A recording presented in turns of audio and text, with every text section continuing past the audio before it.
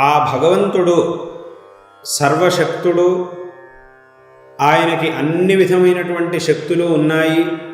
అలాగే ఆ భగవంతుడు సర్వజ్ఞుడు, ఆయనకి తెలియనటువంటి విషయం ఏదీ లేదు. కాబట్టి ఆ పరమేశ్వరుడు సర్వసాక్షి అయి మనందరి యొక్క హృదయంలోనే ఉంటూ ఈశ్వర సర్వభూతానాం హృద్దేశేర్జున తిష్టతి అని భగవద్గీతలో కృష్ణ పరమాత్మ చెప్పినట్టుగా ఆ పరమేశ్వరుడు మన యొక్క హృదయంలోనే ఉంటూ మన శరీరంతో, వాక్కుతో, మనస్సుతో మనం చేస్తున్నటువంటి ప్రతి ఒక్క కర్మని గమనిస్తూ మనకి ప్రేరణనిస్తూ తగినటువంటి ఫలాన్ని కూడా ప్రసాదిస్తూ ఉన్నాడు. అన్ని పనులని చేయించేటటువంటి వాడు భగవంతుడు. అందుకే ప్రాచీనులు అంటారు, ఈశ్వరాజ్ఞ లేనిదే ఏ పని జరగదు అని అంటారు.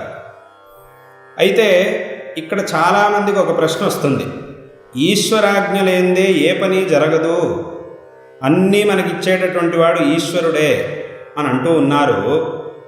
అలాగైతే ఇవాటి రోజున ఏదో ఒక ప్రమాదం జరిగింది. ఆ ప్రమాదం జరిగినప్పుడు చాలామందికి దుఃఖం కలిగింది. మరి ఈ ప్రమాదాన్ని, అన్ని పనులని ఈశ్వరుడే చేయిస్తూ ఉంటే మరి ఈ ప్రమాదానికి కూడా ఈశ్వరుడేగా కారణం. ఈ ప్రమాదం వల్ల ఎంతమంది కష్టపడుతున్నారు పాపం, వాళ్ళందరికీ కూడా ఆ కష్టాన్ని, ఆ దుఃఖాన్ని ఇచ్చేది ఈశ్వరుడే కదా. మరి ఎందుకు ఈశ్వరుడు అలా చేస్తున్నాడు? అందరికీ మంచిని చేయాలి కదా ఈశ్వరుడు. ఇలా ప్రమాదాలని జయించి అందరికీ కష్టాలను ఎందుకు ఇస్తున్నాడు చాలామందికి? మరి ఇలా చేస్తే ఆయన ఈశ్వరుడు ఎలా అవుతాడు? ఈశ్వరుడు అంటే అందరికీ అనుగ్రహించేవాడుగా ఉండాలి కానీ ఇలా అందరికీ ఎందుకు కష్టాలను ఇస్తున్నాడు అంటే మరి ఈశ్వరుడికి వీళ్ళందరి మీద ద్వేషం ఉంది కాబట్టి వాళ్ళకి ఇలా కష్టాలను ఇస్తున్నాడు, ఎందుకు ఇలా చేస్తున్నాడు అని చాలామందికి ఒక ప్రశ్న వస్తుంది. కానీ ఇక్కడ మనం తెలుసుకోవాల్సినటువంటి ఒక ముఖ్యమైనటువంటి విషయం ఉంది. ఏమిటి అనంటే, ఈ విషయాన్ని శంకరాచార్యుల వారు తమ యొక్క భాష్యంలో ఒక చక్కటి ఉదాహరణతో మనకు వివరించారు.